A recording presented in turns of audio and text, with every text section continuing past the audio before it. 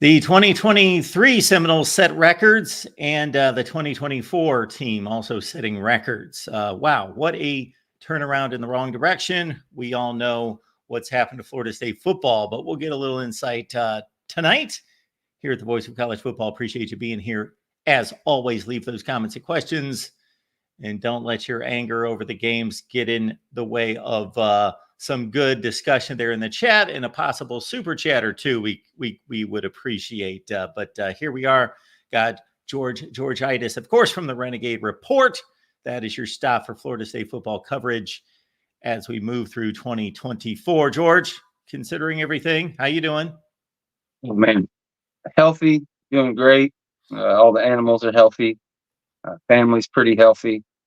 Dad's got a heart surgery coming up in a couple weeks. I'll be sure to let you guys know when that gets closer. But outside of that, everybody's doing pretty good. And I'll let you do another transition before we start talking about the football team. But yeah, personally doing great. Happy to be here. Everybody, make sure you hit subscribe if you're not already subscribed, and my channel as well that he put up there at the Renegade Report. We'd appreciate it. Well, yeah. All the best to your dad. And yeah, keep us updated on that. For sure. All right. Well, here we go. The Miami game is the biggest game of the year, just about every year, if not possibly Clemson, but it's the fiercest rivalry to a certain extent. You also have Florida. There's a lot of rivalries in the Florida State world, but my point being, does it really matter? That seems like it was a month ago. 36-14, your final. I caught up with some of the action today.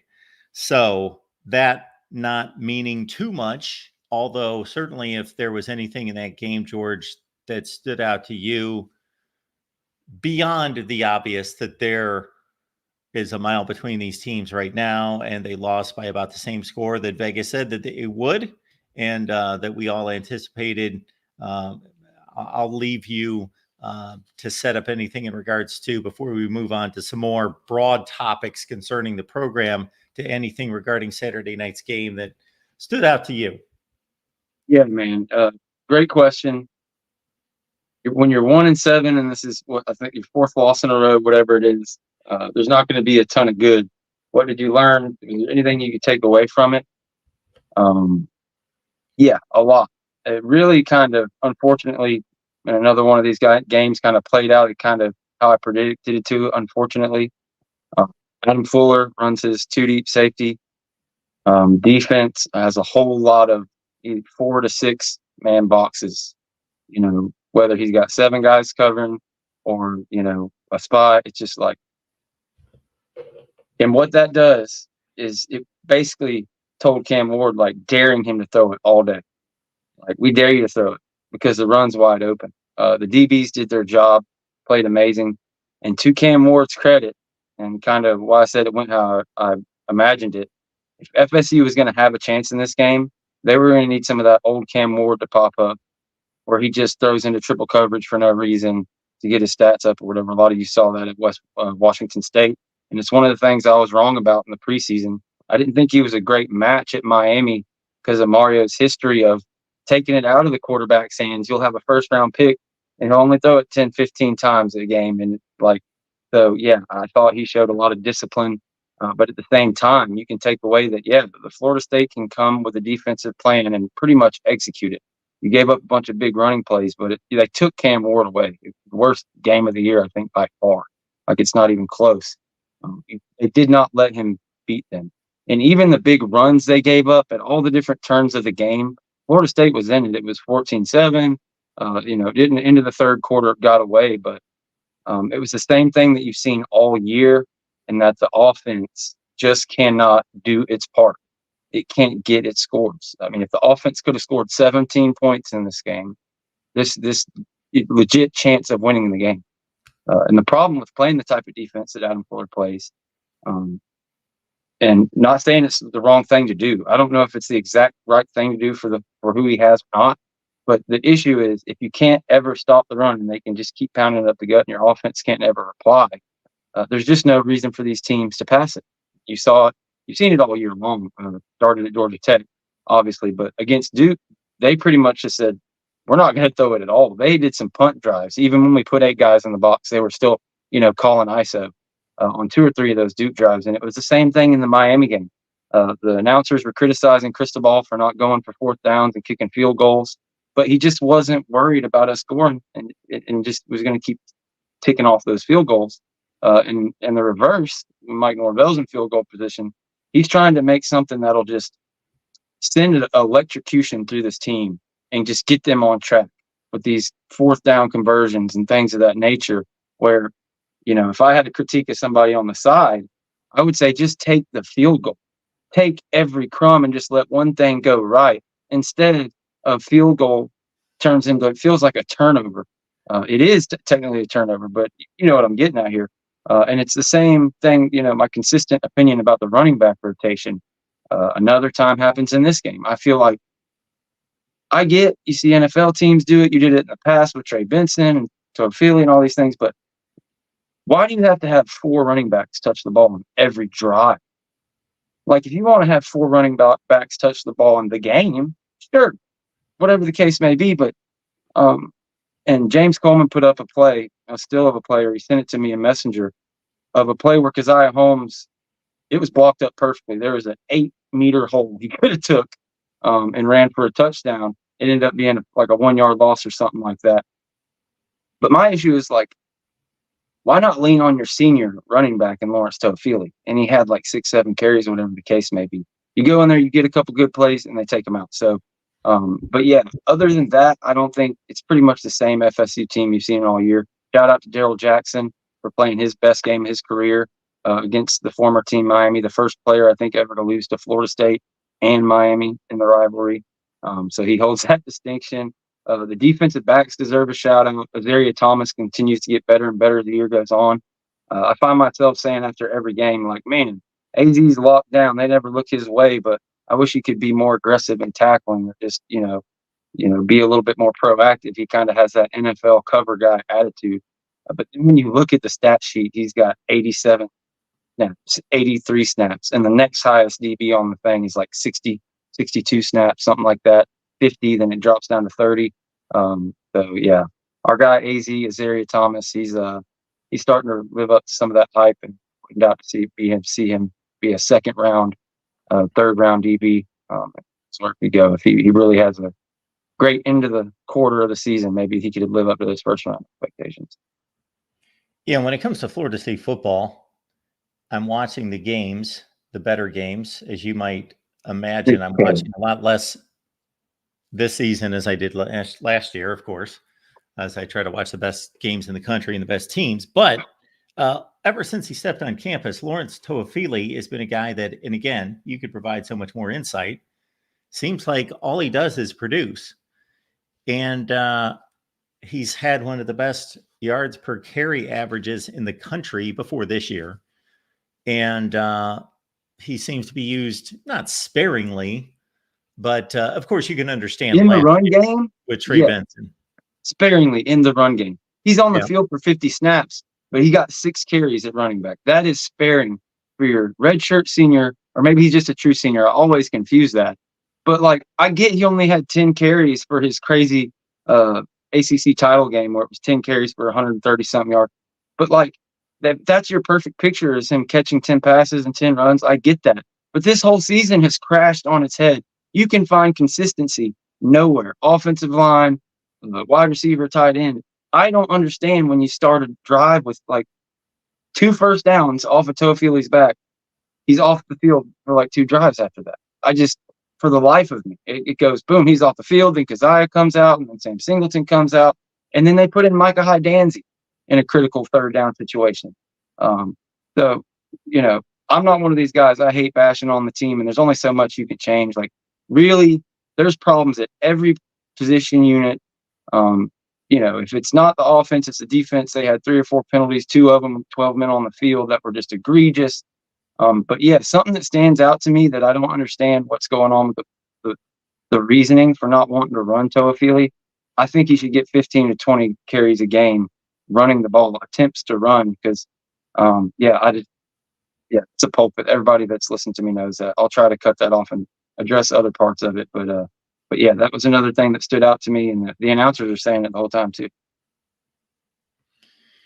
So again, I didn't watch the game on Saturday night. I caught up with it today, and not that it was any kind of big surprise, but it just kind of sunk in as I was watching the game broadcast how many times they mentioned earlier in the game, setting up, of course, the rest of the game. They go to a lot of storylines, a lot of stats leading into the game, and just everything just hits you over the head offensively in regards to points per game, yards per game, third down conversion rate, yards per carry rushing offense. It's all bottom 3 to 4 in the country. And it's just, wow. If you were going to play roulette using this team's offense scoring, you would just throw 14 or 15 or 13 down there like every time, and they would hit over and over. That's pretty much what they've been doing the whole season, scoring like 2 touchdowns. And that's it.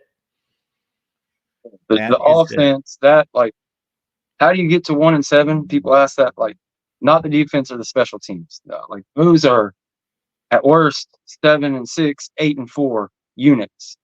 But the offense is to such a level. In this day and age, this isn't 1999, even 1997, even. Like, you can't win games 13-6. Like, those defenses don't exist. Georgia, Bama, Ohio State, they're all giving up 20, 30 points against decent competition. We're doing it to a little bit less competition, but Vanderbilt put some on Alabama this year, so who knows where they're going. No, it's just a little different. So what can Adam Fuller do, outside of, getting turnovers and pick sixes and things of that nature? But it's such a slippery slope when you start talking about the way the season has been, because it's hard to get a turnover when the opposing offense knows that they don't ever have to take any chances. They don't have to throw into coverage. They can just keep handing it off. You have to somehow leverage somebody to throw you a pick six. I mean, sometimes somebody will just do something ridiculous, but there's no incentive for these teams to take chances. And I'm not standing on a pulpit and telling you FSU has one of the best defenses in the nation, but I will tell you it's probably 40th, maybe 50th or something, if I had to power rank it. If you look at the rankings, it's a lot lower than that. But the fact that you have the absolute worst offense in the nation, if you were to do an aggregate, I think, of all the different categories, Florida State would probably be at the bottom of that list. Maybe I'm wrong. Maybe there's one or two teams ahead of them. It's just too much of a handicap on the defense and the special teams to be able to do things. The special teams, hidden yardage, some of the questionable coaching things, with the defense not going for kill shots. That's like to keep from it being 70-3 instead of, the closer, quote unquote, closer games we've had this year. But yeah, we can talk about solutions or how to fix it. But yeah, the offense is broken. Quarterback, I guess, is a big conversation we have to. Yeah, you read my mind. That's where we were going next with this. So Luke Kromenhoek and Brock Glenn basically split time against Miami. How would you handle the final 4 games? I'll tell you what. Again, wasn't surprised, kind of how we talked about it in the preview last Friday. They had, I think, Brock got the first 2 drives, and the third drive was Luke. And it was going to be maybe play the hot hand deal. It's either going to be one drive if he goes 3 and out. But sure enough, Luke comes out there, creates a spark, gets out. I think it was 4th and 1, quarterback sneak, and he gets kind of in a big scrum, kind of like Jameis Winston was famous for doing. He kind of pops out on the other side, runs down almost for a touchdown. You end up getting your 1 touchdown on offense, outside of garbage time. That was really exciting. So I had no problem. Mike sends him out there for another few drives after that to try to play with the hot hand. He made some throws, made some runs, but just I can't even remember a specific play. But there was just so many issues between penalties and, drop passes or miscommunication. Wide receiver just completely mistimes his jump. Just another one of those games. It wasn't kind of like the Duke game where you had 3 egregious drops you could point at. But, again, we're talking about the quarterback, but I feel like they put so much on these young guys. They're so afraid for like the running game to fail. We don't get enough carries for guys like Toafili. They're constantly switching the back. So every time you get a little momentum, you start to get a drive, there would be just a critical loss. There would be a bad snap or a mishandle of a handoff, and just never really got anything going. It was really tough, but I don't think it was anything Luke did. There's issues with calling blitzes, and you know, he's a true freshman getting thrown out there. I think it's clear when you watch the tape that there's Brock Glenn running around, and then there's Luke running around. There's Brock throwing it, and then Luke throwing it. You can see the difference. I think currently Brock, it's so hard to say he has a better chance to win. It really is an incredibly tough position that they're in, deciding which one to put out there. Brock is more comfortable and knows way more of the playbook. He's a little bit better out there at operating, but you see the flashes with Luke. The struggle is, how far along is Luke? I think the answer to the question ultimately is you've already played him twice, so you play him in 2 more games. They've already announced they're going to start Brock. So we'll see how it goes in practice the rest of the year. It wouldn't surprise me to see them not play Luke the next 2 games and then start him the last 2 games. Will we see him this week? That's a very good question. What do you think? You didn't watch it. I don't know. He's 2 games into his red shirt. I don't see how I think Luke would do whatever Mike asked him, but I don't see how Mike can look at Luke and say, okay, we're going to burn your red shirt for you to come in against Charleston Southern on the 3rd drive of a game. So I don't know. If Luke can be ready to start by Charleston Southern, then I think there's a good chance they send him out there, give him a chance to start against Charleston Southern, and then start against Florida, against another freshman quarterback. So we'll see. Yeah, and I would think that if we surveyed the fan base, that they would be looking for a transfer portal quarterback regardless, because we have yet to see anything that special out of either one of these guys. And there just seems to be more quarterbacks in the portal every year than there were the year before. So there's going to be a flood of them. Look, this is going to be 40, 50 guys. Going to be one of those years between whatever you salvage of high school and portal, going to be up there 40, 50 guys. We've lost to probably 5 teams that you're listening to the broadcast, and man, they brought in 50, 60 guys this year. It's going to be one of those things. Like, it just is what it is. In this era of football, you can go. It's not a slow drop or necessarily has to be a steady rise with the portal now. You can go from being bottom of the barrel to being a top 15 year over year. Florida State fans, the administration, everything, they saw Mike build one time from 3 to 5 to 10 to 13. He's safe. He's not getting fired. I'm not there yet. I still think that talk is way premature. The question is if it works out long term. He doesn't get 4 years, to build back to competing. He's going to have to 7, 8 wins next year. That's what he has to go out there and do. But I think with the portal and with the kind of current level of the ACC, that can definitely be done. But there's going to have to be some major changes, and I guess that's the next conversation to have. Yeah, well, it's kind of hard to gauge this team at this point. It's so late in the season, and they just played a team that's probably one of the 10 or 15 best teams in the country. But before that, they were, for as ugly as the offense has been, just roll through the games. They were basically 1 series away from winning. Georgia Tech, even the Boston College game, for as much as I thought they got outplayed and outclassed, and they eventually lost by 15, still 8-point game in the 4th quarter. You could run through all of them, Memphis, etc. And so, yeah, it doesn't take a lot. Now, it's not easy necessarily because everybody's out there trying to get better, but it's doable. It's like a different mentality than anything he's ever done before.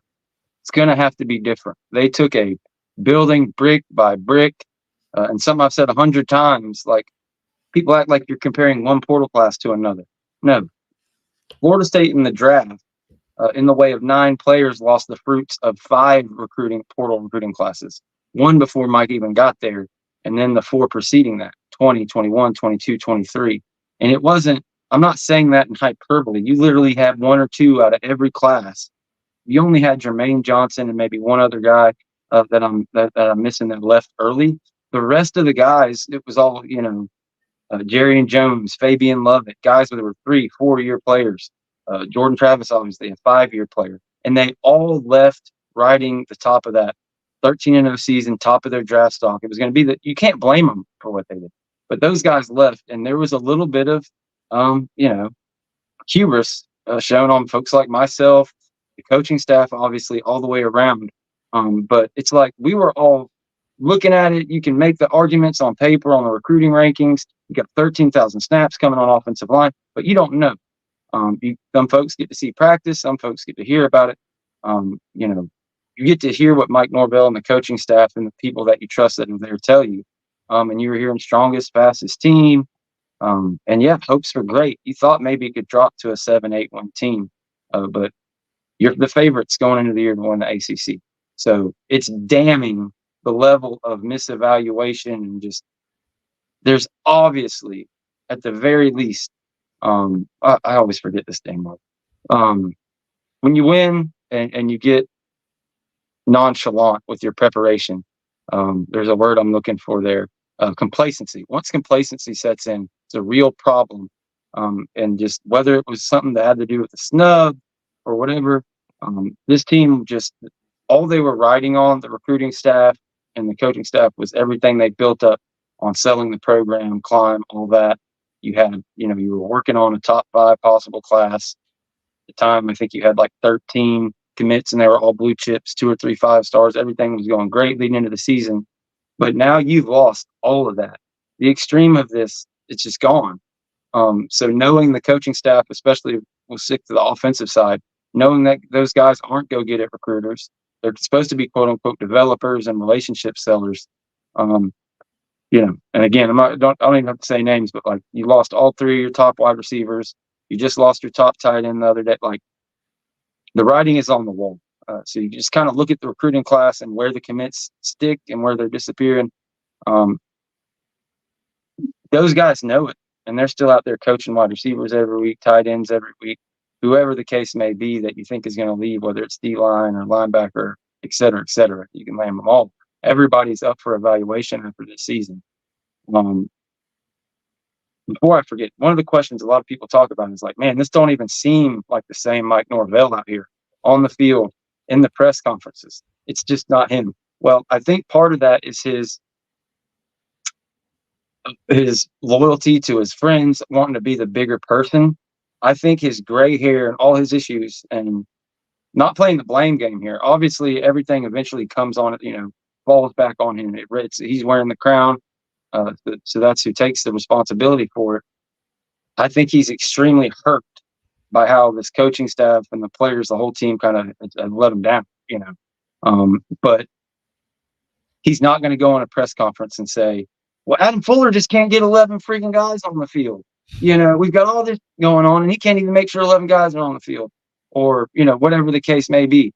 We've got 13,000 snaps, but we got a different lineup every freaking series and offensive line, whatever the case may be is, and he's calling the plays. And, you got to be honest. If I'm him, if you're in his position and you put on this film every week and you see guys wide open, the quarterback just didn't look there, or, there's a wide open running hole and the running back just didn't go to the right place, or you've got the perfect play called against the defense. They've got no chance in hell of stopping it, but you snap it over their head. Then your long snapper stops snapping the ball. Like, it's just one of those things there's some really egregious spots that you can see, like where the recruiting or the coaching hasn't lined up, linebacker, wide receiver. But as a whole, I mean, it's all hands on deck. Everybody has made the mistakes, and he kind of alluded to it in his press conference. The Free the Youngins movement. Everybody like, look, we've done seen these seniors drop passes, miss blocks enough. Let's see the young guys at least make mistakes. Well, Mike kind of alluded it in his press conference today. Apparently, a lot of the older guys were out, the usual starters. Those young guys got an opportunity. Not making plays at all. To a degree that, if that apparently what he saw today, it's not enough to get him in the game again. So they got to be better. I think it's just it's hard to get that X factor, get that motivation. I've never even experienced this. I've never seen a team like this to have kind of come back. They haven't quit. They're still showing emotion or whatever. But yeah, it's just changes coming on offense. So I don't know if they can get it together and make something happen before the end of the year, because it's unlike any other offense I've seen in that you got talent here and there, but even more so in like the Willie Taggart years, you saw it when they had some mental issues. It's like they just will not be successful because whatever you turn to in the offense, whatever facet you turn to, some unit of it will make a mistake. It's like, okay, you hand it to the runner back, he fumbles it. Well, daggone. Okay, well, quarterback throws a pick. Oh man, and you throw it to the tight end, he drops it, and it's a pick six. And it's just some of that again. As I said, the wide receivers has been consistently an issue in all year. But in these games, it's just all whatever the case may be. This game, it was 12 men on the field. It's real tough to watch. But yeah, the offense in this day and age, if you're going to have anything, have an offense, and it's really, really bad. For as good as this team was last year, Mike Norvell, it appears it's been substantiated, was pursued by Alabama. At least they inquired about him. He was a hot commodity, of course. And maybe he's not a great coach. Maybe he's not quite as good as some people thought he was. But we also know, let's balance it out, he's nowhere near as bad as some people think he is this year. The truth lies somewhere in between. I still tend to think that truth lies closer to the high end. And I got to think, and you give me your perspective on this, that if he would just stand pat, and if he was satisfied, well, he's of course not satisfied, but if he still believed in everyone on staff, that it still may not be his call to come back with everyone, that there have to be changes made, that just for the appearance, if nothing else, to fix problems. That's the number one. That's the most important part of this. But number two, just to show that we know that this is completely unacceptable and some heads have to roll, and it's not going to be Mike Norvell's. We've seen coaches in the past, Jim Harbaugh, Brian Kelly, about as high up the ranks as you can get, basically forced to make coaching staff changes. That's where we're at. But I think we're to the point now. I think everybody kind of understands it. Mike Norvell made the comment of like, yeah, we've got a plan. I think is the most he said. As soon as the end of the season gets here, we've got a plan going forward. Again, you've got all three of your receivers decommit, and it's not like you're burning up the trail. There's a few that it's everybody I've talked to, anybody close to the program, like, yeah, there's going to be a change made there. The big rumor, the top guy on the board, everybody wants Marion from UNLV, or not UNLV. Let me say it wrong. The go-go offense, yes, UNLV, is that right? Oh yeah, yeah. So yeah, get that guy over here. Possibly bring him in as what people want. I don't know if Mike goes this far, but people want him to come in and take over play calling to allow Mike Norvell to be more of a CEO type. But at the very least, you get him over there. But then the problem you run into with Alex Atkins having 4 offensive line committed, like people want him gone. People want his head.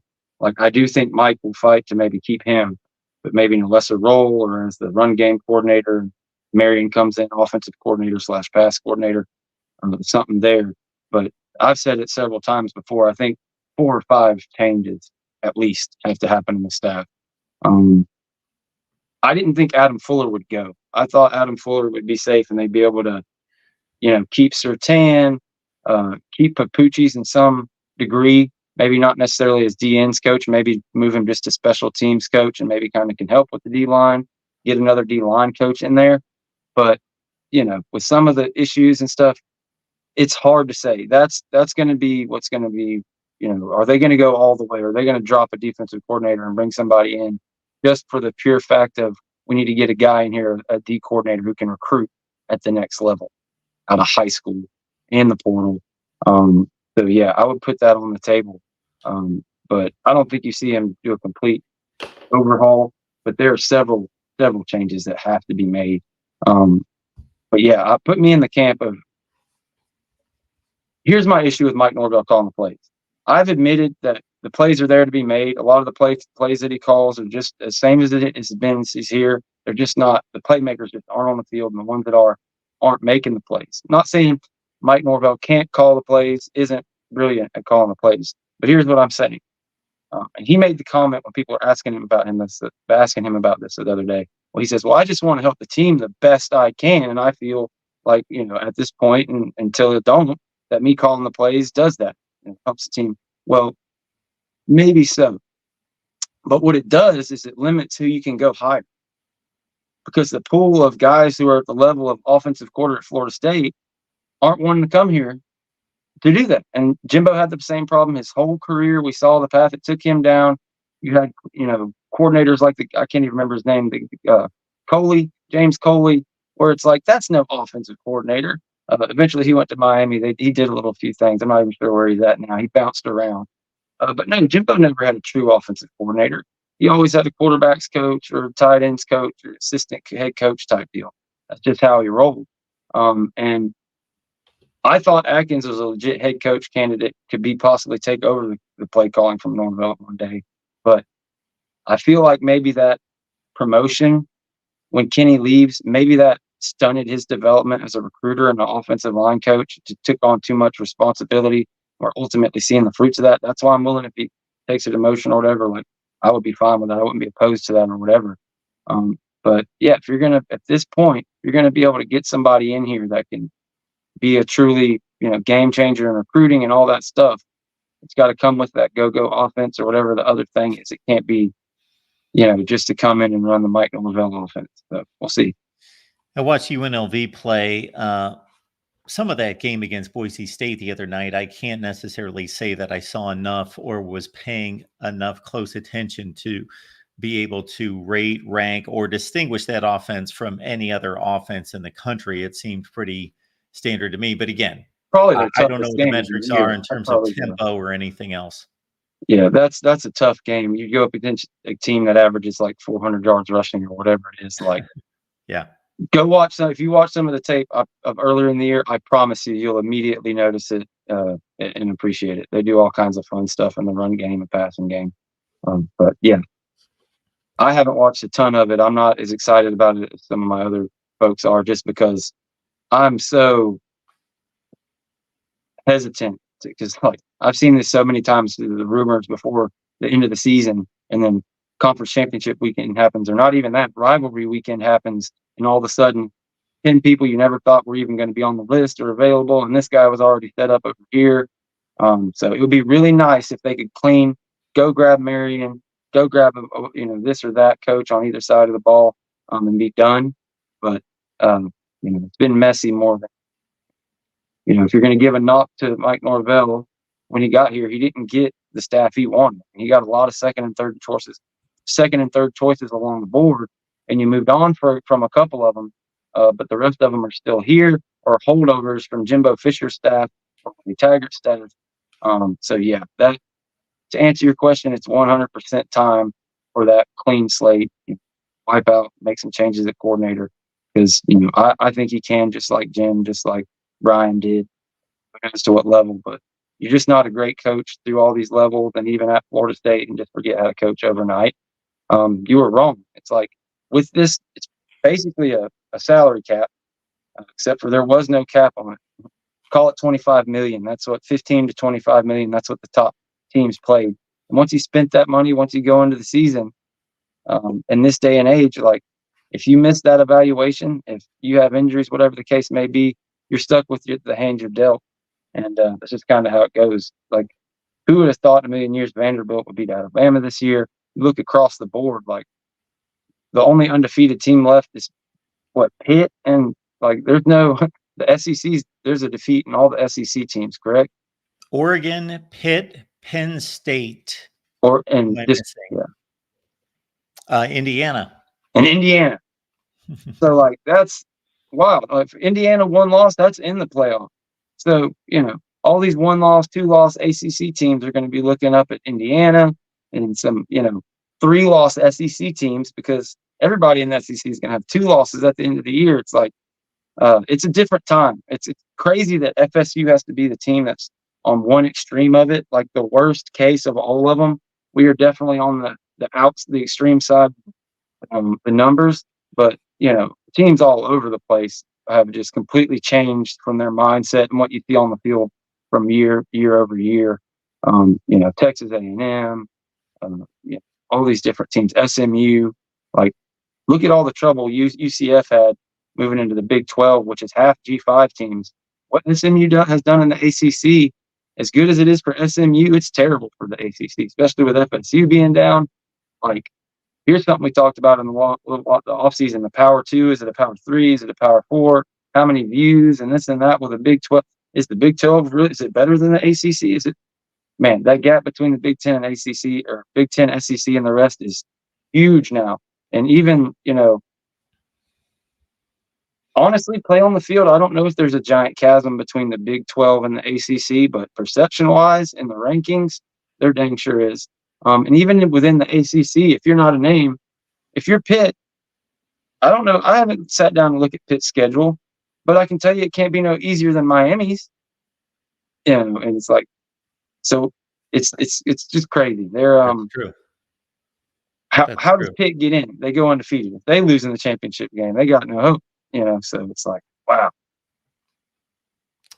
Well, Florida State fans, if you need a diversion, I've got one for you. So we released our book this week, Disputed National Champions. So this is my look at the 1990s, which I consider to be the most formative, impactful decade in the history of college football in terms of determining champions. Because think about this. We started the decade as strictly the AP poll, the coaches poll, decided who was the national champion. And you went to the Rose Bowl, the Sugar Bowl, the Orange Bowl that was connected to your conference. Regardless, if you were going to play the number 20 team in the country and you were number 1, that's who you played.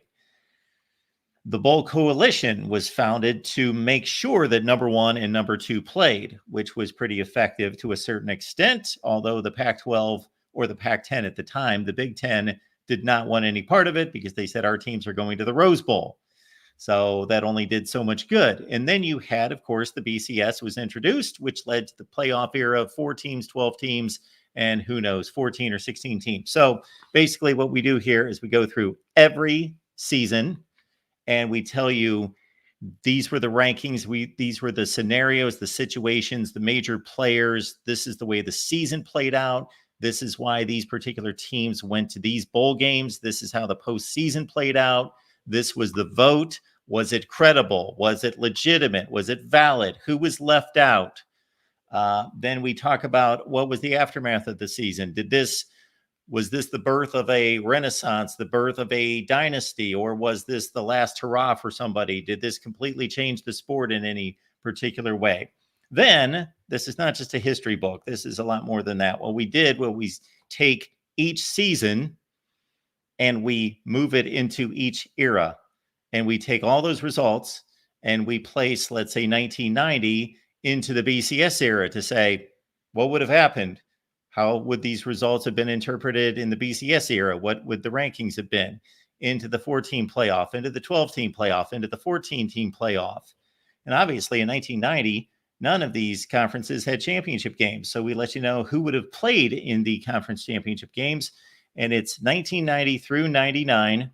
And if you will humor me Here here. for FSU fans, for sure.